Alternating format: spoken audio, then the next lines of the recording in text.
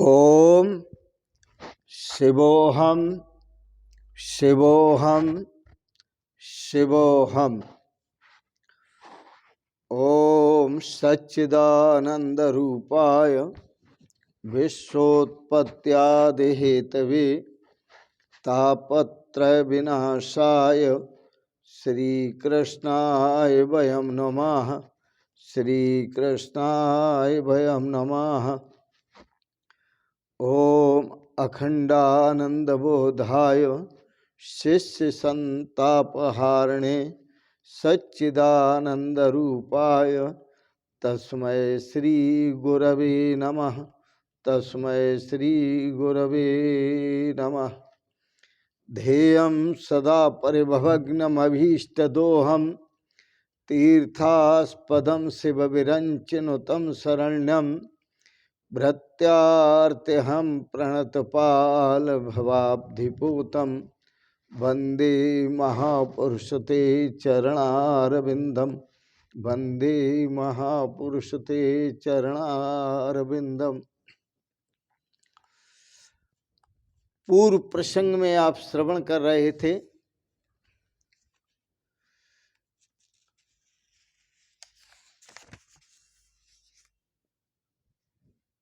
महर्षि रैक्व राम संवाद।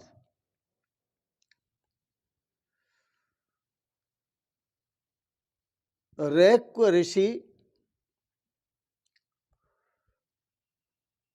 भगवान श्री राम को कहते हैं,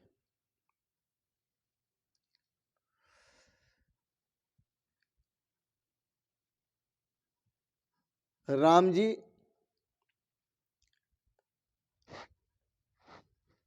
वेदों के अंदर प्रारब्ध की बात कही है, शास्त्रों में प्रारब्ध की बात कही है, लेकिन समाधातुम बाह्य दृष्टया प्रारब्धम बदती श्रुति। यह प्रारब्ध की बात अज्ञानियों के समाधान के लिए कही गई, ज्ञानियों के समाधान के लिए नहीं, अज्ञानियों के समाधान के लिए।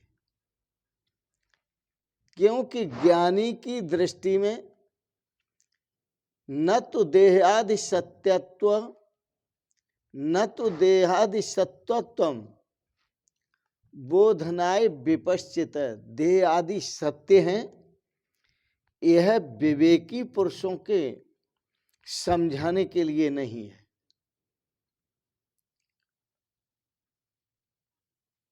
तो ज्ञानी और अज्ञानी, ज्ञानियों के लिए देह भी है, प्रारब्ध भी है, संसार भी है, सब कुछ है। अज्ञानी के लिए,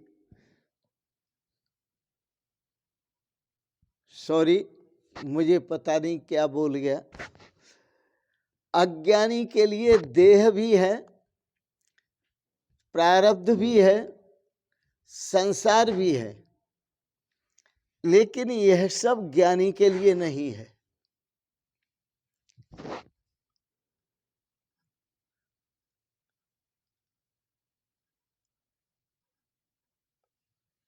श्रुतियों की भाषा और श्रुतियां जो बोलती हैं वो अज्ञानियों की भाषा में ही बोलती हैं।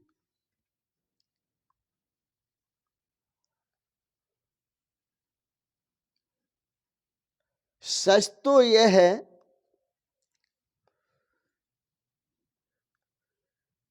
कि जो बुद्ध पुरुष होते हैं, ज्ञानी पुरुष होते हैं,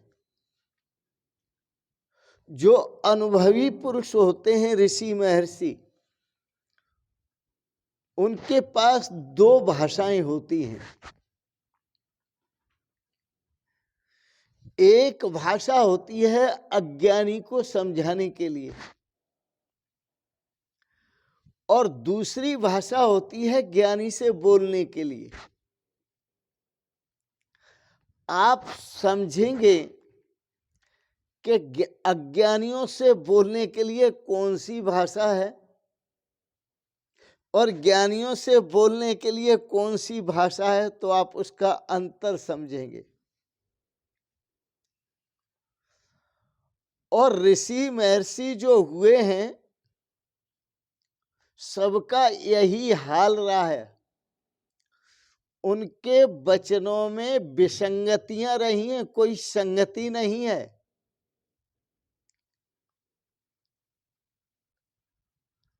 असंगतियां हैं। बुद्ध के पास एक राजा आता है, उस राजा को कुछ कहते हैं बुद्ध। उनके पास उनका भिक्षु आता है, उस भिक्षु को कुछ कहते हैं बुद्ध।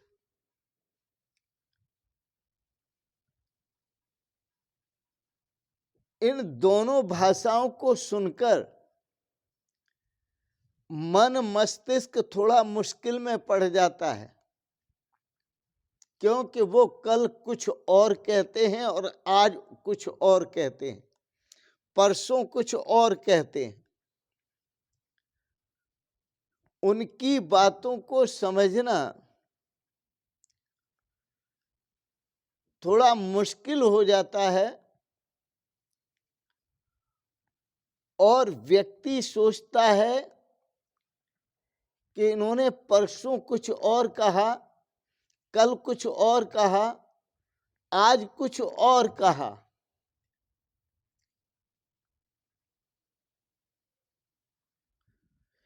यह प्रश्न, केवल शब्द दूंगा, यह प्रश्न द्रौपदी ने भीष्म पितामह से भी कहा था।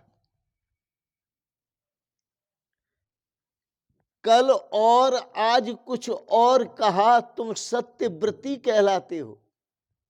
तुम कल कुछ और कह रहे थे और आज कुछ और कह रहे हो, आप तो सत्यव्रती हैं।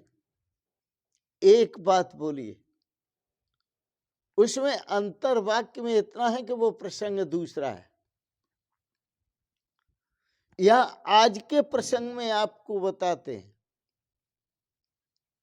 भगवान श्री कृष्ण का उदाहरण देता हूं। आप गीता पढ़ते हैं, गीता सुनते हैं, भगवान श्री कृष्ण का भी यही हाल है। कल और आज कुछ और कहा, कल कुछ कहते हैं तो आज कुछ और कहते हैं।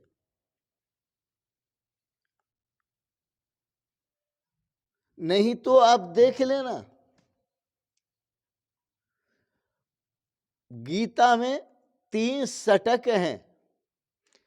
पहले 6 अध्याय, दूसरे 6 अध्याय और तीसरे 6 अध्याय, 6 18 अध्याय गीता में।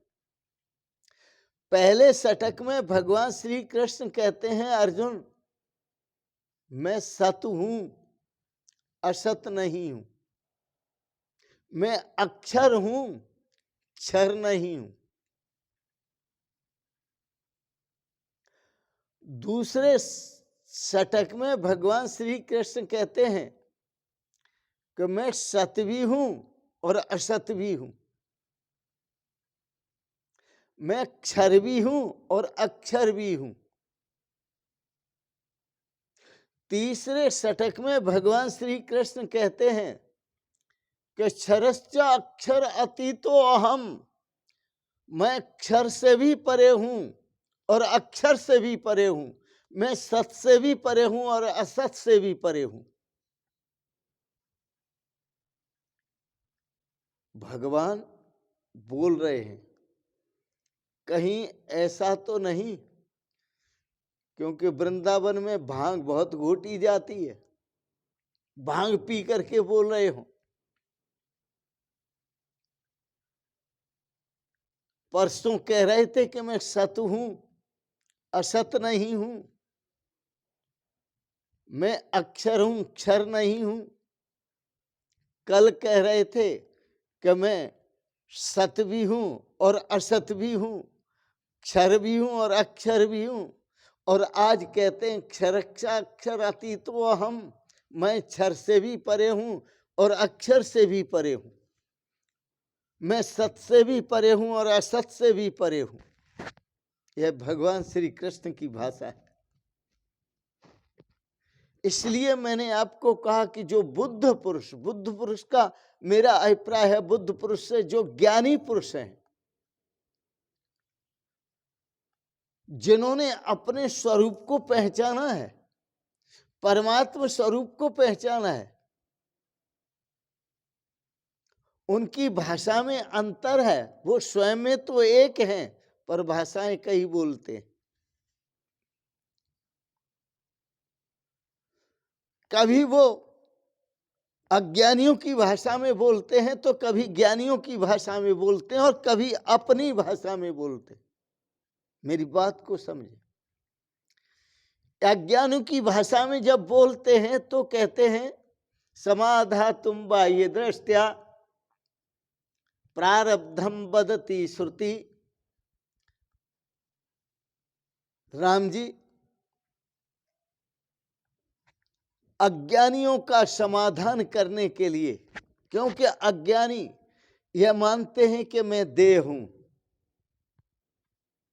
उनका समाधान करने के लिए वेद श्रुति प्रारब्ध की बात करती है। परंतु याद रखना राम जी, न तो देहादि सत्यत्वम, परंतु यह देह आदि सत्य नहीं है।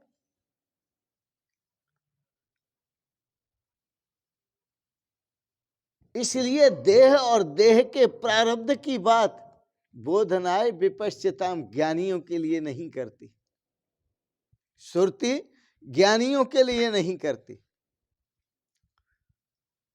तो जो बुद्ध पुरुष होते हैं, ज्ञानी पुरुष, वह आज कुछ कहते हैं, कल कुछ कहते हैं, परसों कुछ कहते हैं, और मुश्किल हो जाती है कि यह व्यक्ति एक हैं और बातें तीन कहते हैं। तीनों बातें एक ही व्यक्ति की हैं, पर विचार करने पर पता चलेगा कि कैसे हो सकती हैं तीनों बातें एक व्यक्ति की। जो ये कह दे कि मैं सत हूं और सत नहीं हूं, असत नहीं हूं, मैं अक्षर हूं, क्षर नहीं हूं,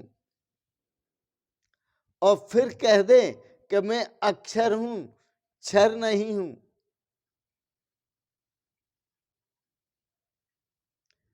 हाँ मैं क्षर भी हूं और अक्षर भी हूं, मैं सत भी हूं और असत भी हूं, और तीसरे क्षण में कह दे कि मैं सत भी नहीं और असत भी नहीं, मैं क्षर भी नहीं और अक्षर भी नहीं।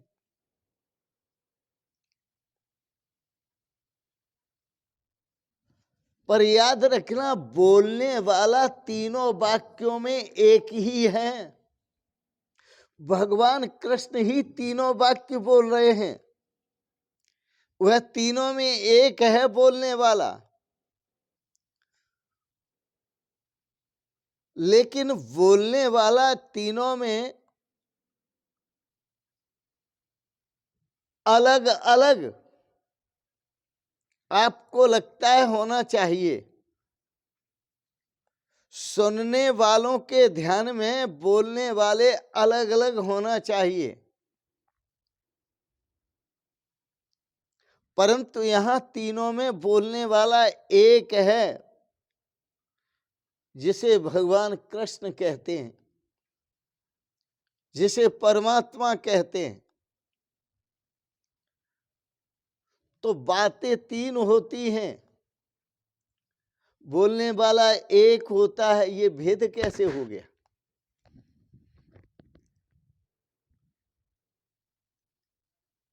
ये भेद हो जाता है मरीजों के अनुसार। डॉक्टर एक होता है, मरीजों के प्रकार कई होते हैं। तो डॉक्टर जो मरीजों को दवा बताता है, पहला मरीज आया, उसको एक दवा बताएगा, दूसरा मरीज आया, उसको दूसरी दवा बताएगा, तीसरा मरीज आया, उसको तीसरी दवा बताएगा। तो वह दवाएं जो अलग अलग हो गई वो मरीज के अनुसार। इसलिए गीता दर्शन में जैसे व्यक्ति सामने आया वैसी भाषा भगवान श्री कृष्ण बोलते हैं। बुद्ध भगवान के जो वचन हैं और बुद्ध महापुरुषों के जो वचन हैं वह सिद्धांत नहीं है, वह सिद्धों का अंत, तत्व, सार, परमात्मा स्वरूप वचन है, सिद्धांत नहीं है। सिद्धांत तो सबके अलग अलग होते हैं, पर सिद्धांत शब्द का अर्थ समझो कि सिद्धांत सिद्ध, जो सिद्ध हुआ या जिसको हम सिद्ध कर रहे थे उस सिद्धता का अंत हो गया, तो अंत में जो शेष रहा उसी को सिद्धांत कहते हैं। जो सिद्धि में प्राप्त हुआ, उसका अनुभव हुआ। तो श्रुति अज्ञानियों के लिए कुछ कहती है और ज्ञानी पुरुषों के लिए कुछ कहती है। ज्ञानियों से कहती है कि देह है ही नहीं। वेद कहता है ज्ञानियों से कि देह है ही नहीं। श्रुतियां कहती हैं ज्ञानियों से कि देह है ही नहीं। पहले अधिकांश श्रुतियां होती थी 9 और नव उपनिषदों के नाम से प्रसिद्ध भी हैं। फिर श्रुतियां हुई 108, अब श्रुतियां हैं 288। श्रुतियां कहते हैं उपनिषदों को, श्रुतियां कहते हैं सुने हुए ज्ञान को। श्रुति ज्ञान, लिखित ज्ञान तो बाद में है, श्रुति ज्ञान पहले है। जो वेद लिखे गए हैं उससे पहले श्रुति ज्ञान था। वह ऋषियों में श्रुति ज्ञान चलता था। पूर्व आचार्यों ने, पूर्व गुरुओं ने उत्तर गुरुओं को सुनाया, उत्तर गुरुओं ने अपने उत्तर गुरुओं को सुनाया, उन्होंने अपने उत्तर गुरुओं को सुनाया। तो यह पहले श्रुति ज्ञान था, लेखनी बद्ध तो बाद में हुआ है, पुस्तकी रूप में तो बाद में हुआ है। पाणिनि महाराज हुए उससे पहले तो कागज ही नहीं थे। वृक्ष के पत्तों पर सूत्र लिखे जाते थे। लिखो, हम सूत्र बोल रहे हैं। टिड्ढाणे द्वैथ दधन मात्र ठक ठय कुरपय। और प्रारंभ से सूत्र लिखो, आई ओन रीड रख ए ओंग आई ओ छह वरट लन यम गणनम झवय गढ़दस जब गढ़दस खप छट थचर तब कपय सक्षर हल इति माहेश्वराणी सूत्राणी। वह लिखे जाते थे बट वृक्ष पर, बट वृक्ष के पत्ते पर, और उनमें से जब पत्ते नीचे गिराए गए और लिखने वाले जो वो ऊपर से लिख लिख कर गिराते थे और उन पत्तों को इकट्ठा किया गया। बकरी आई और कुछ पत्ते खा गई, तो जहां पर किसी भी शब्द को सिद्ध करने के लिए सूत्र नहीं मिलता है, तो हमारे पूर्व आचार्य बताते हैं कि यहाँ पर एक ही सूत्र लगेगा, अजाभक्षितम एतत्। यह बकरी के द्वारा खा लिया गया।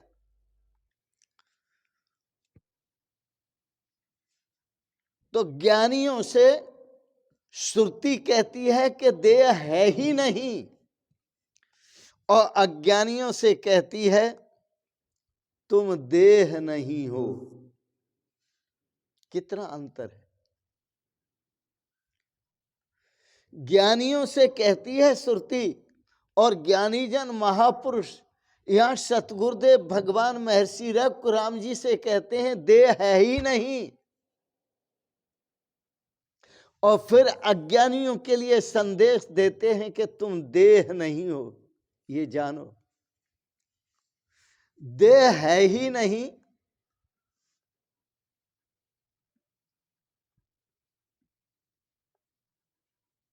जो समझते हैं कि देह है वो समझते हैं कि मैं देह हूं, और जो समझते हैं कि देह नहीं है वो समझते हैं अहम आत्मा, मैं आत्मा हूं, अहम ब्रह्मास्मि, मैं ब्रह्म हूं। बातें विपरीत हैं। एक ही सुरती दो बातें बोल रही है। एक बात तो बोल रही है ज्ञानियों के लिए कि देह है ही नहीं, और दूसरी बात बोलती है अज्ञानियों के लिए देह तुम नहीं हो। इसलिए कि जो देह को मैं मान लेता है उसे प्रारब्ध भोगना पड़ता है, क्योंकि प्रारब्ध जो होता है वो देह का होता है। परमात्मा का कोई प्रारब्ध नहीं है, ब्रह्म का कोई प्रारब्ध नहीं, चेतन का कोई प्रारब्ध नहीं, देह का होता है। तो तुम देह नहीं हो, प्रारब्ध से मुक्त हो जाते हैं जो समझ लेते हैं। और तुम जो समझते हैं कि देह है ही नहीं वो प्रारब्ध से मुक्त हो जाते हैं, और जो समझते हैं कि देह है वो प्रारब्ध के बंधन में पड़ जाते हैं और प्रारब्ध को भोगते हैं। तो बातें दो कही गई, एक ज्ञानी के लिए एक अज्ञानी के लिए, दोनों बातें विपरीत हैं। एक ही श्रुति कहती है, एक ही ज्ञानी कहता है देह है ही नहीं, और फिर कहता है तुम देह नहीं हो। तो ज्ञानी अज्ञानी में जो फर्क है वो क्या फर्क है, वो थोड़ा सा इसे समझ लें। मैं आपको सीधे शब्दों में समझाता हूं।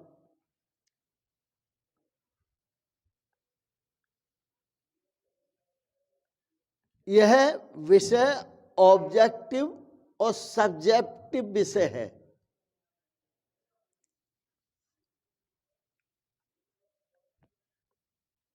जब सूर्य छिप जाता है तो रात होती है, और जब सूर्य उदय हो जाता है तो रात नहीं होती, दिन होता है। सूर्य छुप जाता है रात्रि में, यह कहना पड़ता है कि अंधेरा हो गया, घोर अंधकार। दिन हो जाता है, यह कहना पड़ता है कि पूर्ण प्रकाश है। जब व्यक्ति अज्ञानी होता है तो वह मानता है कि देह है और प्रारब्ध है। यदि गुरुजन के सामने आता है तो गुरुजन कहते हैं कि तुम देह नहीं हो, तुम्हारा कोई प्रारब्ध नहीं है। और गुरुजन ज्ञानी के सामने आते हैं तो उस ज्ञानी से कहते हैं कि देह नहीं है, वो मान लेता है देह है ही नहीं, संसार है ही नहीं।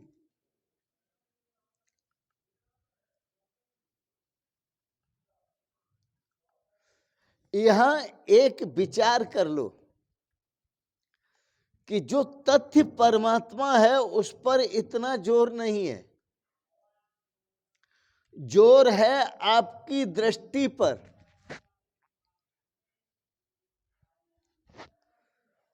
बदलनी है आपकी दृष्टि, कुछ नहीं बदलना है। जब दृष्टि हमारी भौतिक होती है तो देह भी दिखाई देता है, जगत भी दिखाई देता है, संसार दिखाई देता है, प्रारब्ध दिखाई देता है, कर्म दिखाई देते हैं। और जब दृष्टि हमारी आध्यात्मिक होती है तो कुछ भी दिखाई नहीं देता। ब्रह्मैवेदम सर्वम, तब परमात्मा ही परमात्मा दिखाई देता है। ये देखने का हिसाब है, ये देखने का भेद है।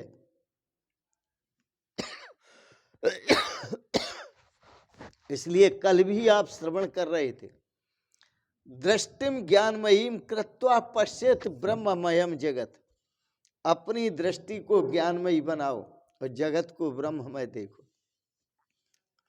ज्ञानी जब देखता है तो देह दिखाई नहीं पड़ती, अज्ञानी जब देखता है तो आत्मा परमात्मा दिखाई नहीं पड़ता, देह और संसार सब दिखाई पड़ता है। ये दृष्टि का फर्क है। अज्ञानी के देखने का जो ढंग है वो ऐसा है जिससे उसे जो पकड़ में आती है वो देह ही पकड़ में आती है, और ज्ञानी के देखने का जो ढंग है वो ऐसा है कि उसे जो पकड़ में आता है वो आत्मा ही पकड़ में आती है। आत्मैवेदम सर्वम, परमात्मा ही पकड़ में आता है। इसलिए ज्ञानी कह देता है कि वासुदेवम इदम सर्वम, यह सब कुछ परमात्मा का स्वरूप है। इसलिए ज्ञानी कह देता है जड़ चेतन जग जीव जत सकल राममय जान, कि जो जड़ चेतन जीव जत जितने भी हैं वो सकल सभी प्रभु राम का स्वरूप है। शंकर, जगतगुरु शंकराचार्य जैसे महान ज्ञानी वह जगत को मिथ्या बताते हैं और ब्रह्म को सत्य बताते हैं। वह कहते हैं ब्रह्म सत्यम जगत मिथ्या, जीवो ब्रह्मैव नापरः। ब्रह्म सत्य है, जगत मिथ्या है, और यह जो जीव बना बैठा है ब्रह्मैव, यह ब्रह्म ही है, न अपर, यह दूसरा नहीं है। शंकर स्वामी जगतगुरु शंकराचार्य ज्ञानमयी दृष्टि से देखते हैं। जब ज्ञानमयी दृष्टि से देखते हैं तो जगत दिखाई नहीं देता। एक दूसरे आचार्यों की भी बात करते हैं। एक आचार्य हुए बृहस्पति, जो पदार्थवादी थे। उनका मत चला चार्वाक मत, और चार्वाक मत, चार्वाक जब देखता है तो उसे सब पदार्थ ही पदार्थ दिखाई देते हैं, परमात्मा दिखाई नहीं देता। उसे जगत दिखाई देता है पर परमात्मा दिखाई नहीं देता।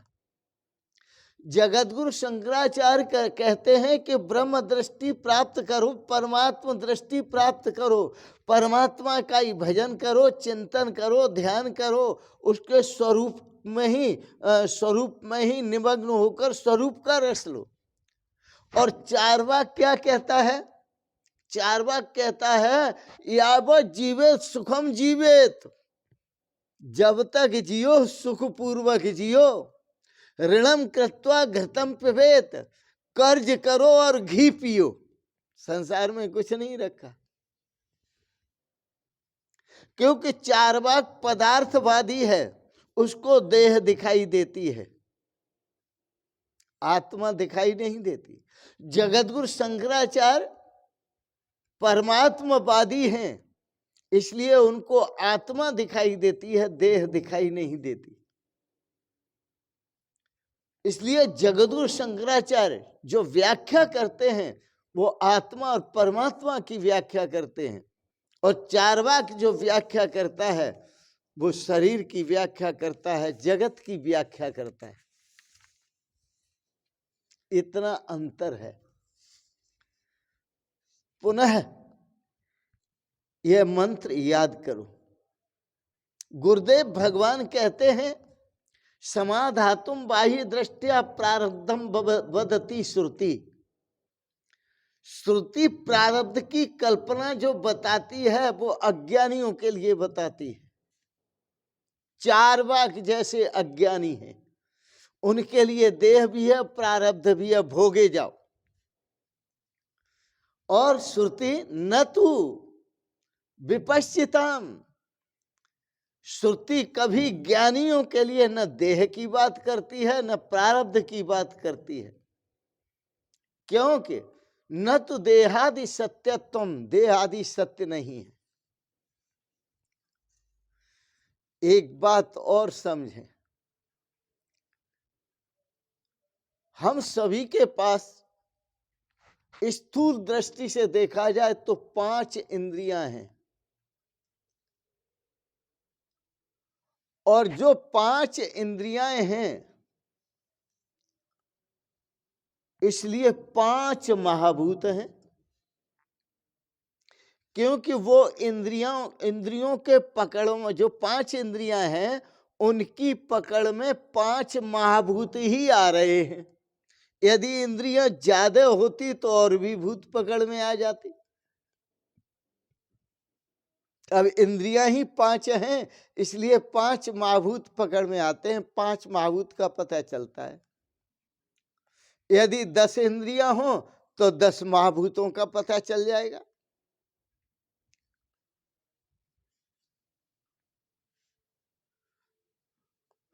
अज्ञानी जो खोज करता है परमात्मा की, वो शरीर के माध्यम से करता है। ईश्वर कहाँ है दिखाओ। हम तब मानेंगे ईश्वर को जब तुम हमें दिखा दोगे, हमारे सामने खड़ा कर दोगे।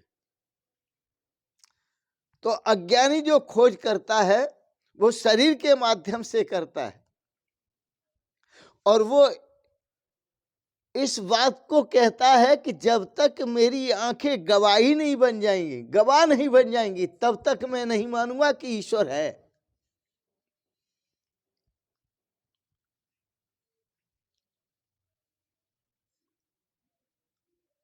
तब तक मैं नहीं मानूंगा। और ज्ञानी कहता है कि जो परमात्मा है वो अरूप है, उसका कोई रूप नहीं है। जिसे तुम इन आंखों से देखना चाहते हो वो इन आंखों से दिखाई नहीं देगा, क्योंकि वेदों में कहा अबांग मनस गोचरम, वह वाणी से व्याख्या में नहीं आता, इंद्रियों से दिखाई नहीं देता, अबांग मनस गोचरम, और मन से संकल्प में भी नहीं आता। ऐसी ही व्याख्या की है शास्त्र में, वाक्च मनश्च तयो गोचर बांग मनस गोचरा, न बांग मनस गोचरा इति तम अबांग मनस गोचरम, अबांग मनस गोचरम इंद्रिया अतीतम, वो इंद्रियों से परे है।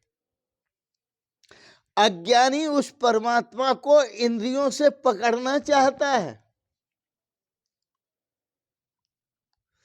जबकि वह परमात्मा अरूप अव्यय है, अरूप है और अविनाशी है। यदि रूप होता है तो वह आंख का विषय हो सकता है, और जब है अरूप तो वह आंख का विषय नहीं बन सकता।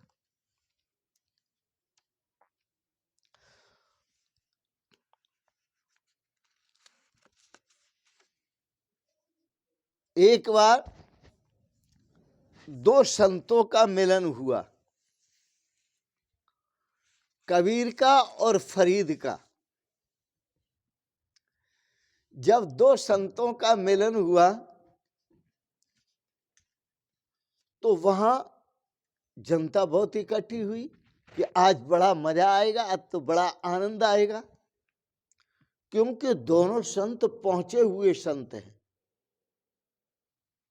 फरीद भी पहुंचे हुए संत थे, सिद्ध संत थे। कबीरदास भी सिद्ध संत थे।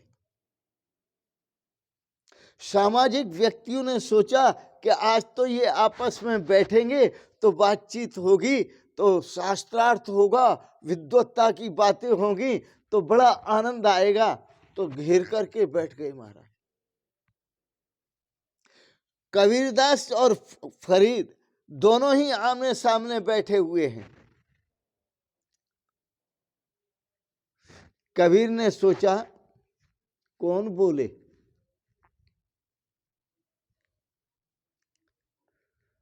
दोनों की बड़ी मुश्किल। फरीद ने सोचा कौन बोले।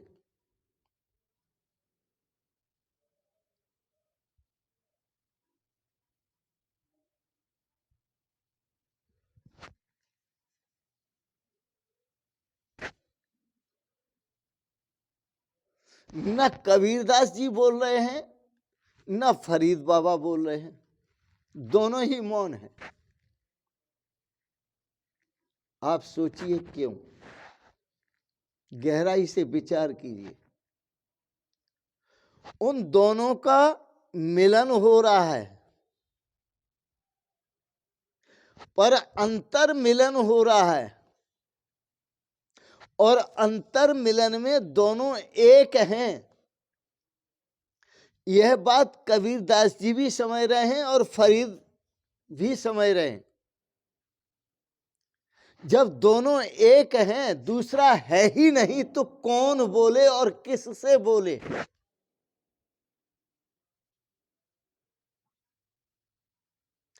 कौन मिले और किससे मिले। मिलन जो होता है वो दो में होता है, बोलना जो होता है वो दो में होता है। यहां अंतर मिलन है, इसलिए यहां दो ही दो नहीं है, एक ही है। जब एक है तो कौन बोले, अर्थात दोनों में कोई भी नहीं बोलता, क्योंकि दोनों की दृष्टि एक है। शास्त्रार्थ जब होता है तो या तो एक ज्ञानी हो और एक अज्ञानी हो, तब शास्त्रार्थ होता है, या दोनों ही अर्ध विद्वान हो, आधे आधे ज्ञानी हो, पूर्ण ज्ञानी नहीं हो, तो शास्त्रार्थ होता है। अथवा दोनों ही मूर्ख हो तो शास्त्रार्थ होता है। याद रखना मेरी बात, ज्ञानियों में कभी कोई शास्त्रार्थ नहीं होता, क्योंकि वो एक ही स्थान में खड़े हुए हैं, वो एक ही स्थान में जमे हुए हैं, वो है परमात्मा स्वरूप। वो हमेशा सामने वाले को, कबीरदास जी फरीद को परमात्मा का स्वरूप देख रहे हैं और आनंद ले रहे हैं। फरीद कबीरदास को परमात्मा का स्वरूप देख रहे हैं और आनंद ले रहे हैं। कौन बोले और किससे बोले, आनंद लो भैया, इसी में मस्ती है। लोगों को लगता है कि दोनों ही कुछ नहीं जानते, इसलिए मौन है। बात भी ठीक है कि परमात्मा स्वरूप में स्थित जो होता है, जो भी ऋषि होता है, जो ज्ञानी होता है, वो अवाक होता है। वहां बोलने के लिए कुछ होता ही नहीं।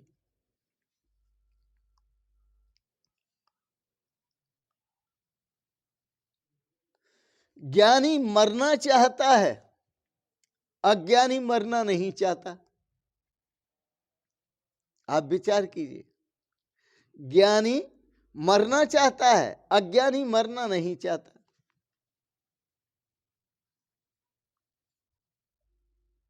इस पे आपको विचार करना पड़ेगा। ज्ञानी कहता है जा मरने से जग डरे, मेरे मन आनंद। जा मरने से जग डरे, मेरे मन आनंद। मरने से ही पाइए पूर्ण परमानंद। अज्ञानी मरना नहीं चाहता, क्योंकि अज्ञानी अपने को देह समझता है, परंतु संत सतगुरु अज्ञानियों को आपको उपदेश देते हैं, देह मरे तू अमर है, देह मरे तू अमर है, पार ब्रह्म है सोए। अज्ञानी भटकत फिरे, अज्ञानी भटकत फिरे, लखे सुज्ञानी होए। अज्ञानी भटकते हुए फिरते हैं, परंतु इस रहस्य को जो देख लेते हैं वह ज्ञानी है।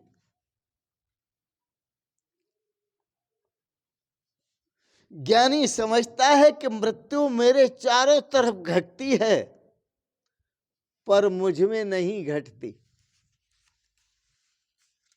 समझिए, एक एक शब्द बड़ा कीमती है। ज्ञानी समझता है कि मृत्यु चारों तरफ घटती है लेकिन मुझ में नहीं घटती, और अज्ञानी समझता है कि मृत्यु मुझ में घटती है। इसलिए अज्ञानी मृत्यु में जाने से डरता है, ज्ञानी मृत्यु में जाने से नहीं डरता। फिर अंतर समझ लें आप। ज्ञानी समझता है कि मृत्यु चारों तरफ घटती है लेकिन मुझ में नहीं घटती, घट भी नहीं सकती।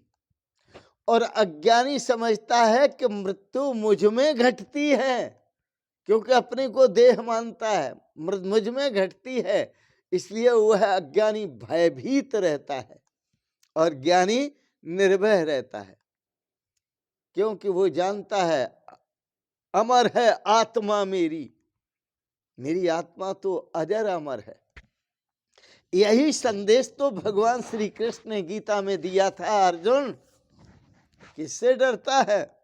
नैनम छिदन्ति शस्त्राणि नैनम दहत पावका न चैनम क्लेद्यन्ति आपो न शोषयति मारुत। इस आत्मा को न कोई शस्त्र छेद सकता है, न अग्नि जला सकता है, न वायु सुखा सकता है, न जल गीला कर सकता है। नैनम छिदन्ति शस्त्राणि नैनम दहत पावका न चैनम क्लेद्यन्ति आपो न शोषयति मारुत। अक्लेद्योऽहम् अशोष्योऽयम् अदाह्योऽहम् अशोष्यैव च नित्यः सर्वगतः स्थाणु अचलोऽयम् सनातन। ये तो सनातन तत्व है, यह तो सनातन तत्व है। अमर है आत्मा मेरी, कजा से मैं नहीं डरता। इसलिए भगवान श्री राम को गुरुदेव भगवान ने कहा, परिपूर्णम अनाद्यनंतम अप्रमेयम अविक्रियम सदघनम चिदघनम नित्यम आनंद घनम अव्ययम।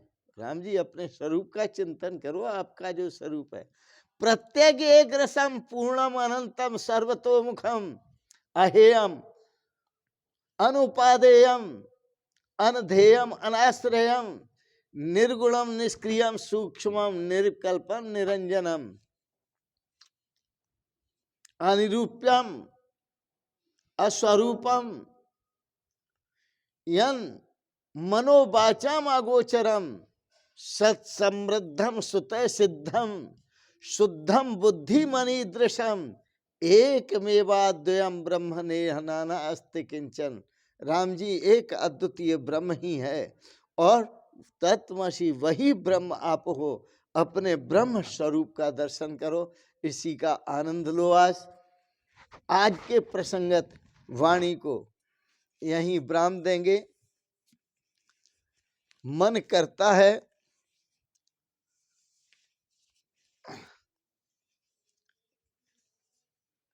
कि आपको एक छोटा सा भजन सुनाए। ईश्वर से गुरु में अधिक धारे भक्ति सुजान। ईश्वर से गुरु में अधिक धारे भक्ति सुजान।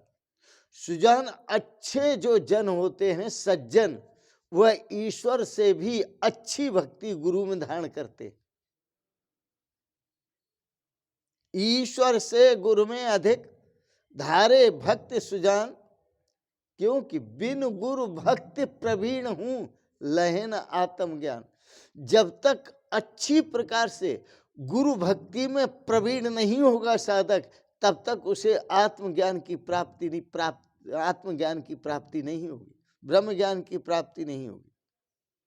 इसलिए संदेश, सतगुरु से करते जाना प्यार, ओ नादान मुसाफिर। सतगुरु से करते जाना प्यार, ओ नादान मुसाफिर। सतगुरु से करते जाना प्यार, ओ नादान मुसाफिर। प्रीति न तोड़ देना, हिम्मत न छोड़ देना। प्रीति न तोड़ देना, हिम्मत न छोड़ देना। लेना जो चाहो मौज बहार, ओ नादान मुसाफिर।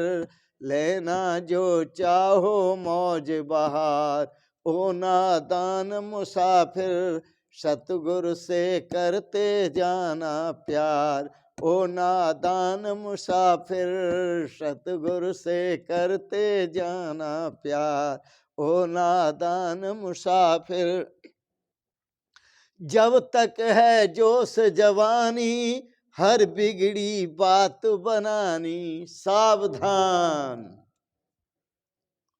यह वो उम्र है जवानी की, इसी में आदमी गुरु शरण में पहुंच जाए तो बन जाता है, और गुरुओं के साथ द्रोह करता है, दूर रहता है गुरुओं से, तो बिगड़ जाता है।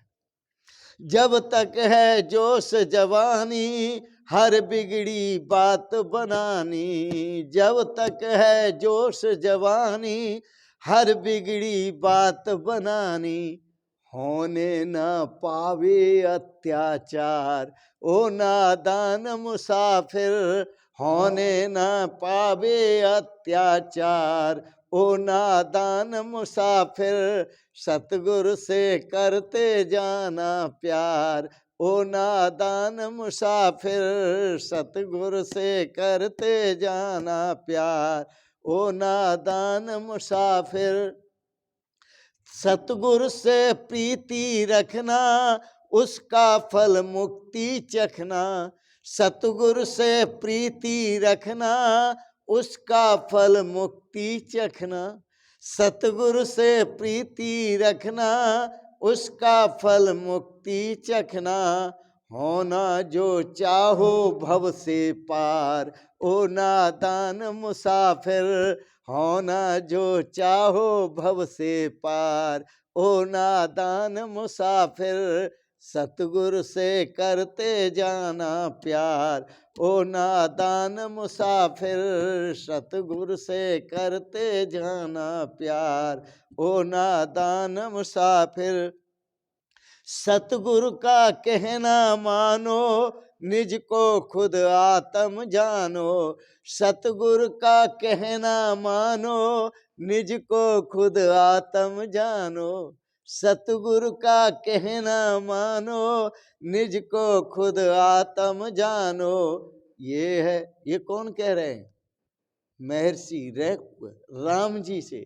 सतगुरु का कहना मानो, निज को खुद आत्म जानो। अजर अमर आत्मा है आप ब्रह्म हैं, सच्चिदानंद घन ब्रह्म है। राम सच्चिदानंद दिनेशा, न तह मोह निशा लवलेशा। सतगुरु का कहना मानो, निज को खुद आत्म जानो। ये है ऋषियों का ब्रह्म विचार, ओ नादान मुसाफिर। ये है ऋषियों का ब्रह्म विचार, ओ नादान मुसाफिर। सतगुरु से करते जाना प्यार, ओ नादान मुसाफिर। सतगुरु से करते जाना प्यार, ओ नादान मुसाफिर। सतगुरु से करते जाना प्यार, ओ नादान मुसाफिर।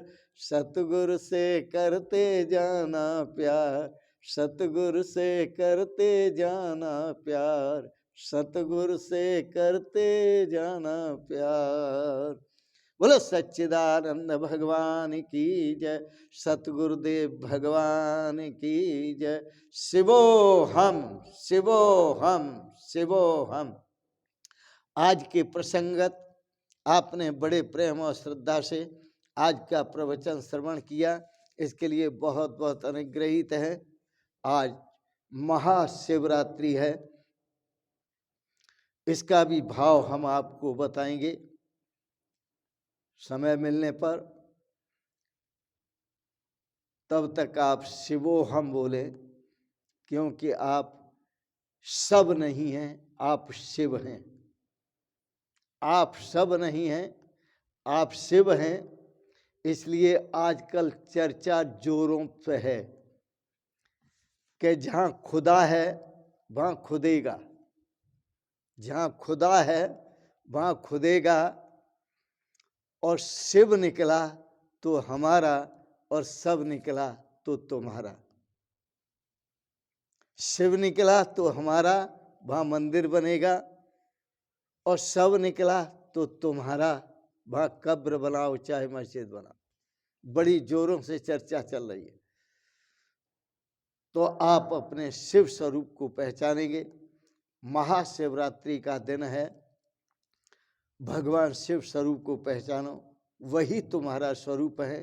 और बड़े प्रेम से शिवोहम इस रहस्य को समझो, पहचानो इन शब्दों के साथ ही, क्योंकि इसी में आनंद है, इसी में रस है, इसी में प्रेम है, इसी में शाश्वत सुख और शांति है, और इसी में शाश्वत आनंद है। इन शब्दों के साथ वाणी को विराम देते हुए और आप सबको मंगलमयी शुभकामनाएं करते हुए आपको महाशिवरात्रि की बहुत बहुत शुभकामनाएं, बहुत बहुत मंगल कामनाएं। आप सब परिवार सदा स्वस्थ और सुखी रहें। बहुत बहुत आशीर्वाद और बहुत बहुत आपको प्रणाम प्रणाम प्रणाम। शिवोहम शिवोहम शिवोहम। ओम।